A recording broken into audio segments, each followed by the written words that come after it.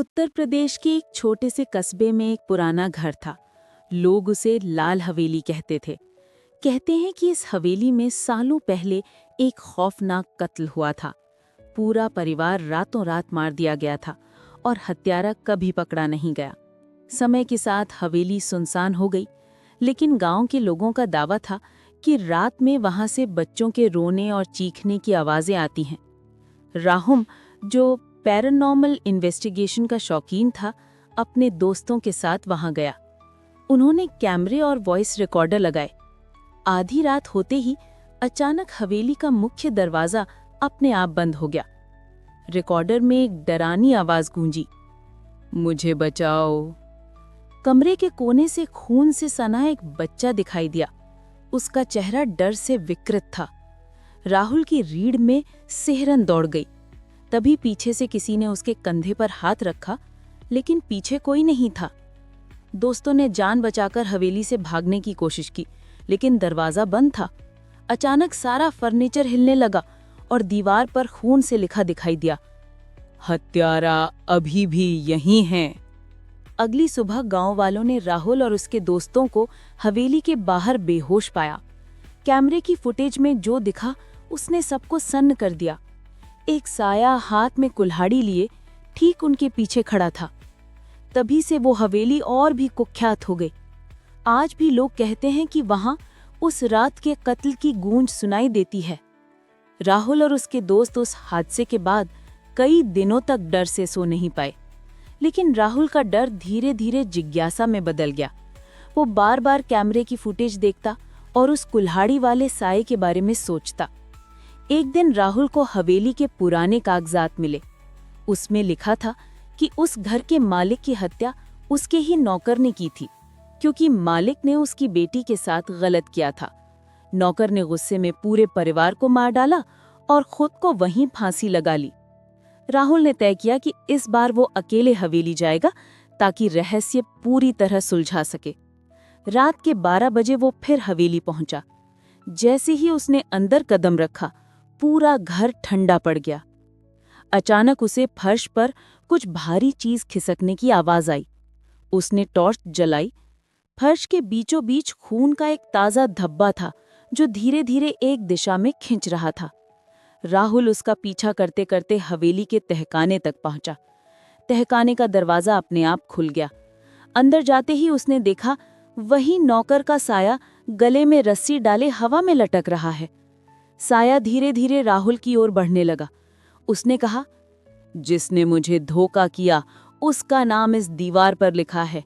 उसे ढूंढो, नहीं तो ये खून हर रात ताजा होता रहेगा। तभी दीवार पर खुद ब खुद नाम उभरने लगा, लेकिन आधा नाम ही लिखा आया। राहुल ने टॉर्च ऊपर की और देखा, दीवार के पीछे कोई खड़ा है। दीवार के पीछे से आती अंधेरी छाया धीरे धीरे साफ होने लगी। राहुल की सांसें तेज हो गई। टॉर्च की रोशनी कांप रही थी, जैसे वो भी डर रही हो। दीवार पर आधा नाम चमक रहा था, वे। अचानक तहखाने का दरवाजा जोर से बंद हो गया। पूरा कमरा अंधेरे में डूब गया। राहुल ने हड़बड़ाकर टॉर्च फिर जलाई, लेकिन अब दीवार पर सिर्फ खून से हाथों के निशान बने थे, जैसे किसी ने अंदर से बाहर निकलने की कोशिश की हो। तभी किसी ने राहुल के कान में फुसफुसाया, भागो, वो आ रहा है। अचानक कमरे का तापमान और गिर गया। सांस से धुआं निकलने लगा। फर्श से खून बहकर राहुल के पैरों तक पहुंच गया। और फिर साया दीवार से बाहर निकल आया। इस बार वो सिर्फ नौकर का नहीं था, बल्कि कई चेहरे उसमें दिखाई दे रहे थे। घर के मालिक, उसकी पत्नी और एक छोटी लड़की, सबके चेहरे चीख रहे थे। राहुल डर से पीछे हटने लगा। तभी वो साया तेजी से उसकी ओर झपटा। राहुल का गला कसने लगा, जैसे कोई अदृश्य रस्सी उसे खींच रही हो। उसकी आंखें बाहर निकलने लगी। आखिरी पल में राहुल ने जेब से तावीज निकाला, जो उसकी दादी ने दिया था। जैसे ही तावीज ने हवा छुई, पूरा तहखाना हिल गया। साया पीछे हट गया और जोर से चीखा, सच मत ढूंढो, वरना अगला नाम तुम्हारा होगा। अचानक तहखाने का दरवाजा अपने आप खुल गया। राहुल लड़खड़ाते हुए बाहर भागा और हवेली से निकल गया। बाहर आकर उसने देखा, कि उसके हाथ पर खून से पूरा नाम लिखा हुआ है, विजय। राहुल समझ गया, असल हत्यारा कोई और था और ये हवेली उसे हर हाल में ये सच्चाई दिखाना चाहती थी। राहुल पूरी रात सो नहीं पाया। हाथ पर लिखा नाम विजय बार बार उसकी आंखों के सामने आ रहा था। सुबह होते ही उसने गांव के सबसे बुजुर्ग पंडित जी से मिलने का फैसला किया। पंडित जी ने नाम सुनते ही घबराकर दरवाजा बंद कर लिया। इस नाम को जुबान पर मत लाना, ये घर उसी का श्राप है। राहुल ने जिद की तो पंडित जी ने धीरे धीरे सच बताया। विजय उस हवेली का नौकर था। लोग कहते हैं कि हवेली के मालिक ने उसकी बीवी को मार डाला था और विजय ने गुस्से में पूरे खानदान को जहर दे दिया। उसके बाद वो खुद को तहखाने में फांसी पर लटका मिला, लेकिन उसका बदला आज तक खत्म नहीं हुआ। राहुल की रीढ़ में सिहरन दौड़ गई। रात होते ही राहुल फिर हवेली की ओर गया, इस बार कैमरा और टॉर्च के साथ। जैसे ही वो हवेली के अंदर पहुंचा, दीवारों से अजीब आवाजें आने लगी। राहुल, सच देखो।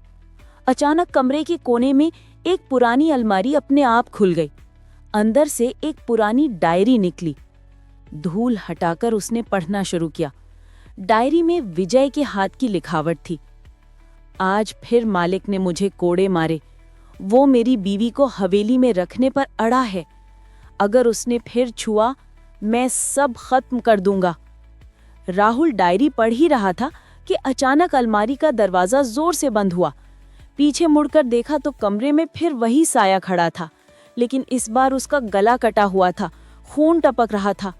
साया धीरे धीरे राहुल की ओर बढ़ा और हवा में खून से एक वाक्य लिखा गया, मुझे न्याय दिलाओ। अचानक हवेली की सीढ़ियों से जोर की चीख आई।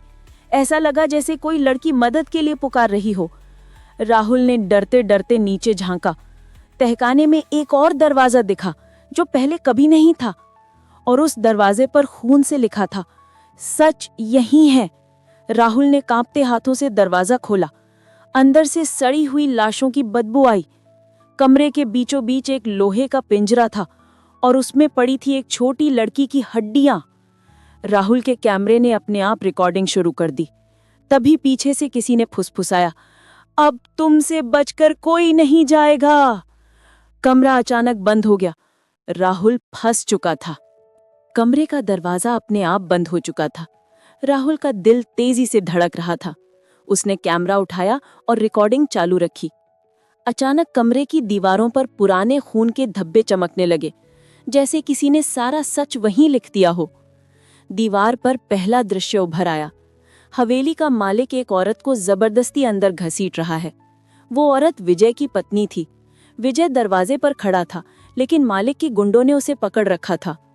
दूसरा दृश्य उभरा जब विजय खून से लथपथ अपनी पत्नी को उठाए बैठा है। उसकी आंखें खून से लाल हैं। वो तहखाने में जहर मिला रहा है।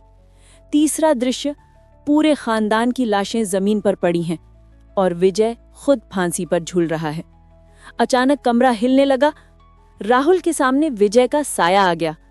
इस बार वो गुस्से में नहीं था, उसकी आंखों में आंसू थे। विजय बोला, मैंने बदला लिया, लेकिन मेरी आत्मा को शांति नहीं मिली। लोग आज भी मुझे हत्यारा कहते हैं, लेकिन असली राक्षस हवेली का मालिक था। उसने मेरी बीवी के साथ जो किया, उसे किसी ने सजा नहीं दी। तभी कमरे के बीचों बीच एक काले धुएं का गोला बनने लगा। उसमें हवेली के मालिक की आत्मा प्रकट हो गई। वो जोर जोर से हंस रहा था। तुम सच जानते हो, ये हवेली मेरी है और जो यहाँ आया वो मरे बिना नहीं जाएगा। विजय का साया गुस्से से चिल्लाया, आज तेरा अंत होगा। अचानक हवेली की सारी लाइट्स अपने आप जल गईं। कमरा आग से भर गया।